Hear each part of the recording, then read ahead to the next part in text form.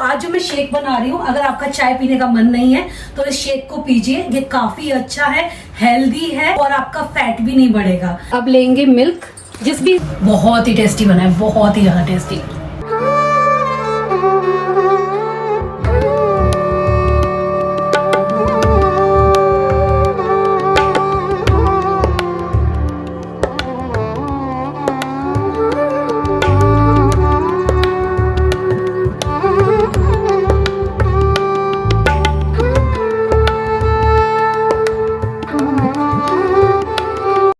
चैत्र नवरात्रि के दूसरे दिन की आप सभी को ढेर सारी शुभकामनाएं। नवरात्रि के दूसरे दिन माता ब्रह्मचारिणी जी की पूजा और आराधना की जाती है। हमारे यहाँ अष्टमी पूजी जाती है, तो इसीलिए मेरे जो व्रत रहने वाले हैं वो सप्तमी तक रहेंगे और अष्टमी को हम कन्या को जिमाएंगे। तो अष्टमी जो है वो इस बार मैंने सुना है, जहाँ तक कि नवरात्रि का एक दिन कम पड़ रहा है, तो वो 5 तारीख यानी कि शनिवार को है। माता ब्रह्मचारिणी जी को शक्कर का भोग अत्यंत प्रिय है, तो आज के दिन शक्कर का भोग लगा सकते हैं या फिर शक्कर से बनी हुई चीज़ों का भी भोग लगा सकते हैं, जैसे कि पंचामृत या फिर खीर। इस दिन का शुभ रंग जो है वो है सफ़ेद, तो आप सफ़ेद रंग के वस्त्र भी पहन सकते हो। मैंने नहीं पहने हैं इस बार, तो मैं ऐसा नहीं कर पाई हूँ, लेकिन एक बार ऐसे ज़रूर करूँगी कि जो नवरात्रि के दिन में जिस रंग के वस्त्र पहनने हैं उसी रंग के वस्त्र की पहले से ही पूरी तैयारी करके रखूँगी, तब मैं शायद ये कर पाऊँ। लेकिन मैंने इस बार ऐसा कुछ नहीं सोचा था। मैंने यहाँ पर पीले रंग का सूट पहना है। पीला रंग भी पूजा पाठ में काफ़ी शुभ माना गया है। तो यहाँ पर मेरी आरती हो गई थी। आरती के बाद मैंने हवन किया था। कुछ लोग आरती से पहले हवन करते हैं, सही तरीका शायद यही है कि हवन पहले कर लीजिए, बाद में आरती करिए, लेकिन मैं शुरू से यही करती आई हूँ, तो मैं इसे चेंज करूँगी कभी और। इस बार नवरात्रि पर जैसा चल रहा है वैसे ही मैंने किया है, हर साल की तरह। माता रानी की कृपा आप सभी पर बनी रहे, आपके घर में ढेर सारी खुशियाँ आएँ और आपकी मनोकामनाएँ पूरी हों। अगर आपने अभी तक मेरे चैनल को सब्सक्राइब नहीं किया है तो जल्दी से जाके सब्सक्राइब कर लीजिए, और हाँ, लाइक करना बिल्कुल मत भूलिएगा।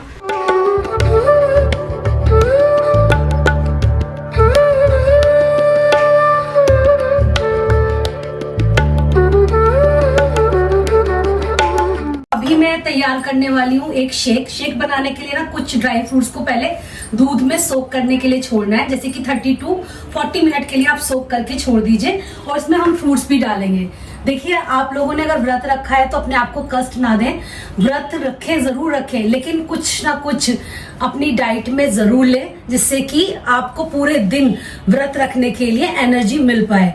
तो आज जो मैं शेक बना रही हूँ, अगर आपका चाय पीने का मन नहीं है तो इस शेक को पीजिए। ये काफी अच्छा है, हेल्दी है और आपका फैट भी नहीं बढ़ेगा। तो अगर आप वेट लॉस जर्नी में भी चल रहे हो, मैं तो नहीं चल रही वेट लॉस जर्नी में, मतलब मैं ऐसी नहीं हूँ कि वेट लॉस करने के लिए डाइट पे आ जाऊं।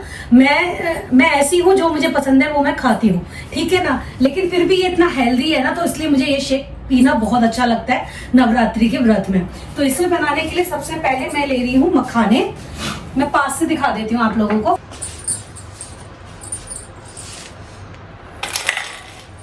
फिर मैं ले रही हूँ इसमें काजू और बादाम। अखरोट हो तो अखरोट भी डाल सकते हो, अगर व्रत में अखरोट नहीं खाते हो तो स्किप कर दीजिएगा। थोड़े से नारियल के टुकड़े और यहाँ पर किशमिश। और अब लेंगे मिल्क, जिस भी हिसाब से आप बनाना चाहते हो क्वांटिटी उसी के हिसाब से आप रखिएगा, और इसे ढककर 40 मिनट के लिए छोड़ दीजिए। तो अब इसे ना सोक हुए 40 to 45 मिनट हो चुके हैं। तो यहाँ पर आप देख सकते हैं कि सारी जो मेवा थी वो फूल गई है। अब हमें चाहिए आधा एप्पल और 1 बनाना। अगर 2-3 लोगों के लिए बना रहे हो तो पूरा एप्पल भी डाल सकते हो और 2 बनाना भी डाल सकते हो।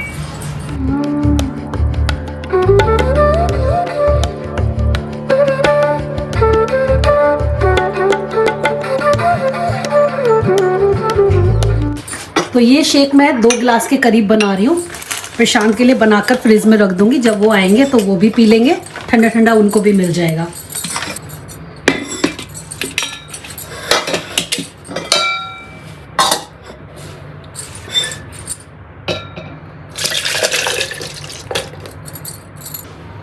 बनाना, एप्पल, थोड़ा सा इलायची पाउडर और अगर आप चीनी नहीं डालना चाहते तो उसकी जगह पर डेट्स डाल सकते हो। मैं डेट्स नहीं खाती हूँ व्रत में, इसीलिए मैं यहाँ पर शुगर डालने वाली हूँ। या फिर ऑप्शन के तौर पर आप हनी भी डाल सकते हो। और ज़रूरी नहीं है इसे पीने के लिए आपका व्रत होना ज़रूरी है। अगर आप व्रत में भी नहीं हो तब भी आप इसे मॉर्निंग में समर टाइम में पीकर देखिएगा, बहुत टेस्टी बनता है।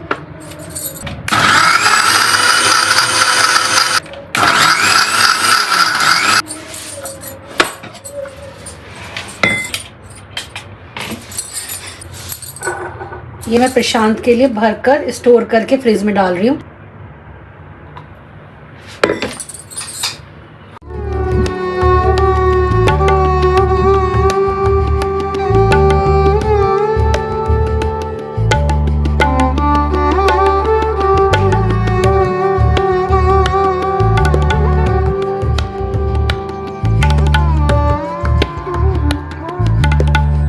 आप सभी को रेसिपी पसंद आई हो तो वीडियो को ज़रूर लाइक करिएगा और चैनल को सब्सक्राइब कर लीजिए, जिससे कि मेरी सारी लेटेस्ट वीडियो आपके स्क्रीन पर आती रहें। टेस्ट करके देखते हैं।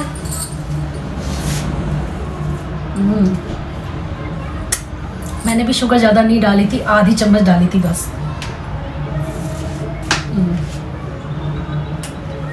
बहुत ही टेस्टी बना है, बहुत ही ज़्यादा टेस्टी।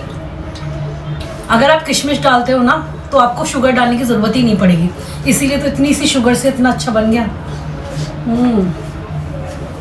मीठा भी लग रहा है आपके साथ। आप लोगों ने एक कहावत तो आई एम श्योर ज़रूर सुनी होगी, जितने मुंह उतनी बातें। तो बहुत सारे लोगों के अपने अपने लॉजिक होते हैं, अपने अपना तरीका होता है जीने का। अगर आपसे भूखे प्यासे रहकर व्रत रखा जाता है तो आप ज़रूर रखिए, लेकिन कभी भी अपने शरीर को कष्ट मत दीजिए। माता रानी खुद नहीं चाहेंगी कि आप अपने शरीर को कष्ट देके उनके व्रत रखें। तो अगर आप एक टाइम मीठा खाकर दूसरे टाइम नमक खाकर व्रत रखना चाहते हैं तो वो भी कर सकते हैं, या फिर आप दोनों टाइम ही सिर्फ मीठे पे व्रत रखना चाहते हैं वो भी कर सकते हैं। एक टाइम भूखे रहकर दूसरे टाइम खाना खाना चाहते हैं तब भी आप वो कर सकते हैं। आई मीन जो आपका शरीर आपको अलाउ करे वही चीज़ आप करिए, क्योंकि उससे कोई फ़ायदा नहीं है। आपने व्रत रख लिया, घर के कोई काम काज आप कर नहीं पा रहे हो, भूखे प्यासे हो और बिस्तर पर पड़े हो, सर में दर्द हो रहा है, वो सब करने से कुछ भी हासिल नहीं होगा।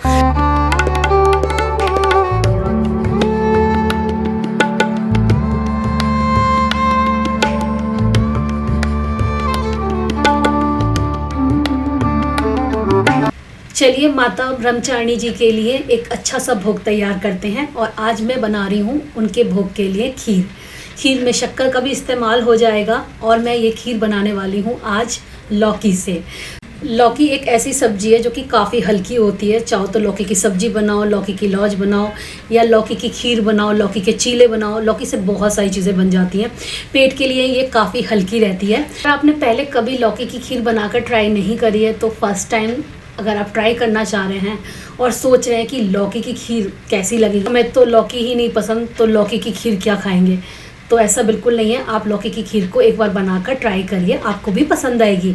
इसमें कुछ ऐसे इंग्रेडिएंट जाएंगे जिसकी वजह से इसमें स्वाद बहुत बढ़िया आएगा। इसको बहुत अच्छे से देसी घी में भुना जाता है तो लौकी का जो स्वाद है वो बदल जाता है। तो लौकी को इस तरीके से 4 हिस्सों में कट करना है और उसके बाद आप इसे वॉश कर लीजिए। वॉश करने के बाद इसका जो बीच का जो पार्ट होता है, जिसमें बीज रहते हैं, पहले तो आप कोशिश करिए लौकी बाज़ार से ऐसी लेकर आइए जो कि कच्ची हो, मतलब पकी हुई ना हो। लौकी बिल्कुल एकदम फ्रेश नई छोटी छोटी लौकी होती है ना, वो काफ़ी अच्छी निकलती है। तो वैसी वाली लौकी लेकर आइएगा और बीच में से इस तरीके से चाकू की हेल्प से जो भी बीज अगर आपको दिख भी रहे हैं तो हटा दीजिए। तो बीज का पार्ट तो एनीवेज आपको हटाना ही पड़ेगा क्योंकि बीच में थोड़े थोड़े बीज रहते हैं। लेकिन अगर कच्ची लौकी होगी तो ये चीज़ ज़्यादा नहीं होगी। इसको फिर हटा दीजिए और उसके बाद जो बची हुई लौकी है उसे कद्दूकस करेंगे। कद्दूकस करने के लिए मैंने मोटा वाला पार्ट चूज़ किया है। आप मीडियम वाला होता है वो, या फिर बहुत छोटा वाला बारीक बिल्कुल करना चाहते हैं तो वो भी कर सकते हैं, आपकी चॉइस है उसके ऊपर। तो ये यहाँ पर मैंने अच्छे से कद्दूकस कर लिया लौकी को। उसके बाद लौकी में से ना हमें पानी निकालना है। लौकी में बिल्कुल भी पानी नहीं रहना चाहिए, वरना भुनने में नहीं आएगी और पानी ही छोड़ती रहेगी। इसके लिए आप क्या कर सकते हो, एक सूती कपड़ा ले सकते हो या फिर आप हाथों में भी दबा दबा कर पानी निकाल सकते हो। उसमें थोड़ा चांस रह जाता है पानी रहने का, तो आप कोई भी सूती रुमाल हो आपके पास या कोई कपड़ा हो, उसका इस्तेमाल करके उसमें इस तरीके से पानी को सारा निचोड़ लीजिए। लौकी से तो रायता भी बहुत अच्छा बनता है। कभी कभी हम लोग लौकी का रायता बनाते हैं व्रत में, तो लौकी को हल्का सा बॉईल करने के बाद दही के साथ मिक्स करके बनाते हैं। तो इसी तरीके से लौकी की खीर भी आप बनाकर ज़रूर ट्राई करिए, आपको अच्छी लगेगी। और इसे बनाने में बिल्कुल भी समय नहीं लगने वाला, ये बहुत ही जल्दी बन जाती है। खीर बनाना वैसे भी आसान ही होता है, क्योंकि आपको दूध बस उसमें डाल के अच्छे से पकने के लिए छोड़ना होता है। बीच बीच में बस चलाते रहो अगर, तो अच्छी खीर बन के आती है। तो यहाँ पर जो है लौकी में से सारा पानी निचोड़ गया था और इसके बाद मैंने इस तरीके से परात में निकाल दिया। तो लौकी बिल्कुल खिली खिली हो गई थी। अब हमें क्या करना है ना, हमें कुछ मेवाएं लेनी है, ड्राई फ्रूट्स, और वो हम इसमें डालेंगे। और मैं इस खीर में 2 तरीके से ड्राई फ्रूट्स डालती हूँ। पहला तरीका ये है कि कढ़ाई रखी मैंने गैस के ऊपर और जो भी मुझे ड्राई फ्रूट्स डालने हैं उनको मैंने भून लिया। तो मैंने यहाँ पर 1 चम्मच के करीब देसी घी लिया है और सबसे पहले मैंने इसमें किशमिश डाल के उन्हें फ्राई कर लिया। तो किशमिश जो है घी को ज़्यादा सोक नहीं करती हैं और घी इसके लिए ज़्यादा गर्म भी नहीं होना चाहिए, वरना किशमिश बहुत ज़्यादा गोल गोल फूल फूल सी जाती हैं। तो सबसे कम आंच पे पहले इन्हीं को भून लेते हैं। और उसके बाद मैंने काजू और बादाम लिए थे, उनको भी मैंने इसी तरीके से फ्राई कर लिया। और सबसे लास्ट में मैं मखाने फ्राई करूँगी, क्योंकि मखानों का क्या होता है ना, मखाने तुरंत घी को एब्जॉर्ब कर लेते हैं। तो बचा हुआ जितना भी घी है ना, वो मखानों में ऑलरेडी जाने वाला है। तो इसलिए कम से कम घी होना चाहिए मेरे हिसाब से, वरना खीर के ऊपर घी घी तैरता रहे।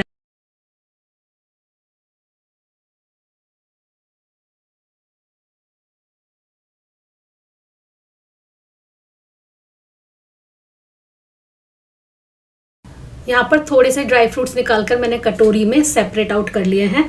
इनको मैं क्या करने वाली हूँ, ग्राइंड करूँगी इनको मैं। तो अभी क्या करेंगे, कढ़ाई में घी 1 चम्मच और डालेंगे और उसके बाद जो लौकी हमने कद्दूकस करी है वो घी में अच्छे से भूनेंगे। तो इसमें थोड़ा समय लग जाएगा, हो सकता है कि आपको 8-10 मिनट लग जाएं, लेकिन लगातार चलाते हुए इसे देसी घी में अच्छे से भून लीजिए। ज़्यादा घी मत डालिएगा, बहुत ज़्यादा घी होने से फिर वो खीर में आता है। तो इसीलिए आप 1 चम्मच भर के घी डालिए, बस इतना काफ़ी है। और उसी में लौकी को अच्छे से भून लीजिए। यहाँ पर मैंने जो मेवा सेपरेट आउट करी थी उसे मैं चॉपर में चलाने वाली हूँ। इससे ना वो दरदरा सा जो पन मुझे चाहिए है खीर के अंदर, वो आएगा मेवाओं का। और मैं अगर इसे मिक्सी जार में चलाती तो ये बिल्कुल पिस जाते हैं, एक ही बार घुमाओ ना उसी में बिल्कुल अच्छे से वो बूरा सा बन जाता है उनका। तो इसी वजह से मैंने इसे चॉपर में चला दिया था और बहुत अच्छे से मेवा बनकर आ गई थी। और थोड़े से ड्राई फ्रूट्स जो मैंने अलग करके रखे हैं उनको मैं ऊपर से खीर में डालूंगी। जब आप खीर में ऊपर से मेवाएं डालेंगे तो साथ में नारियल भी डाल सकते हैं कद्दूकस किया हुआ, उससे भी बहुत बढ़िया स्वाद आता है।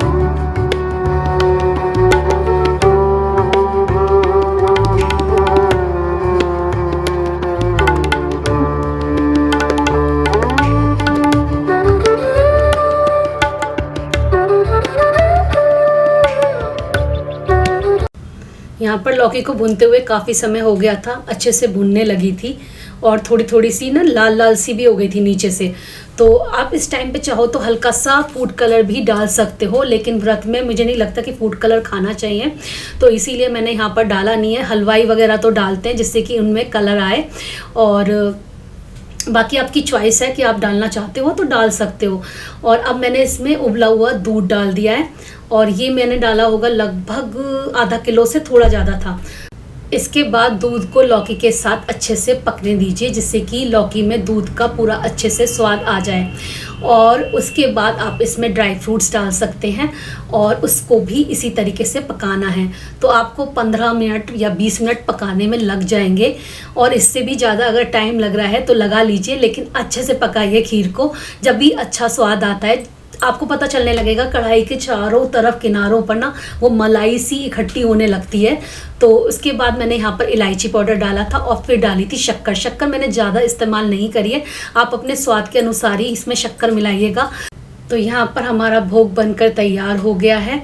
इसको ट्रांसफ़र कर लेंगे किसी बाउल में, और बाउल में ट्रांसफ़र करने के बाद अब ऊपर से खूब सारे ड्राई फ्रूट्स डाल सकते हैं।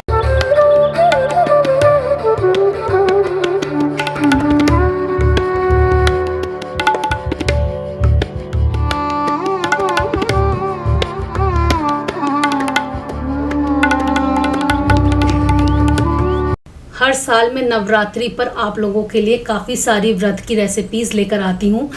और पहले दिन का जो व्रत था ना और पूजा थी वो थोड़ी सी लंबी चलती है, तो कल समय नहीं मिल पाया कि मैं आपके साथ रेसिपी शेयर कर पाऊँ, तो इसी वजह से मैंने आज आप लोगों के साथ 2 ऐसी रेसिपीज़ शेयर करी हैं जिसे आप व्रत में खा सकते हो, माता रानी को भोग में लगा सकते हो। काफ़ी अच्छी बनकर आती हैं, तो इनको ज़रूर ट्राई करिएगा। अगर आपको मेरे व्लॉग्स पसंद आते हैं तो प्लीज़ चैनल को सब्सक्राइब कर लीजिए और वीडियो को लाइक करना तो बिल्कुल मत भूलिएगा। जय माँ जगदम्बे।